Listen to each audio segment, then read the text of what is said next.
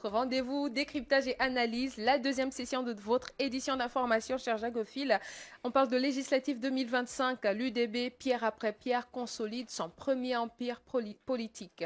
Les unes ont parlé avec force et leur écho retentit au profit de l'Union démocratique des bâtisseurs UDB. Selon le ministre de l'Intérieur, Herman Imongo, les élections partielles du 18 octobre 2025, Antoum Mouabi et à l'étranger ont confirmé la domination du parti au pouvoir, véritable forteresse électorale, reflet de sa puissance et de sa capacité à mobiliser ses électeurs. Ce succès ayant un bémol Antoum avec la domination du PDG. La victoire de l'UDB s'explique par une organisation bien rodée, une stratégie efficace et la fidélité d'un électorat engagé qui renforce la mainmise du parti sur la vie politique nationale gabonaise. Qui domine le paysage électoral à l'international et quels enjeux se profilent en tome?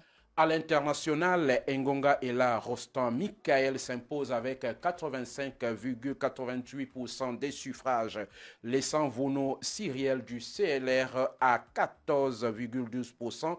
Antoum, l'affrontement est plus disputé. Camélian Tuntum Leclerc du Parti démocratique gabonais, en tête avec 47,26%, fait face à Mbina El Force Loyola de l'UPR à 17,0%. Ce duel souligne la diversité politique locale et l'enjeu stratégique de cette circonscription dans l'équilibre du pouvoir. Comment les forces politiques locales se partagent-elles les sièges et quelle majorité se dessine au Parlement?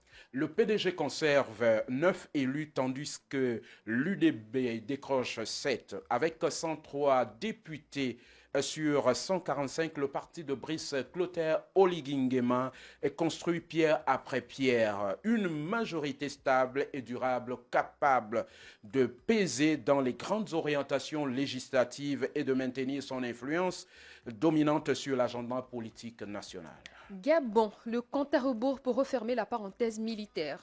En effet, Beki, transition 2025. Le Gabon avance vers la stabilité après le coup d'État du 30 août 2023. Un calendrier clair guide le pays vers un retour à l'ordre constitutionnel. De septembre à décembre 2025, les élections se succèdent, préparant le retour complet à la démocratie au niveau gabonais. Comment les scrutins législatifs et locaux préparent-ils le retour du pouvoir démocratique au Gabon? Les scrutins des 27 septembre, 11 et 18 octobre préparent l'Assemblée nationale attendue le 4 novembre 2025. Les sénatoriales est prévues les 8 et 29 novembre 2025 et viendront compléter ce dispositif avant la mise en place du CSE le 1er décembre 2025.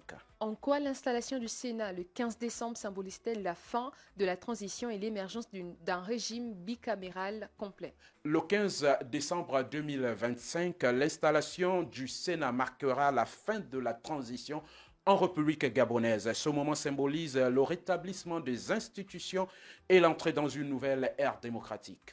Parlons des 10 000 ordinateurs offerts par le président Oligui Nguema pour ouvrir les portes du futur.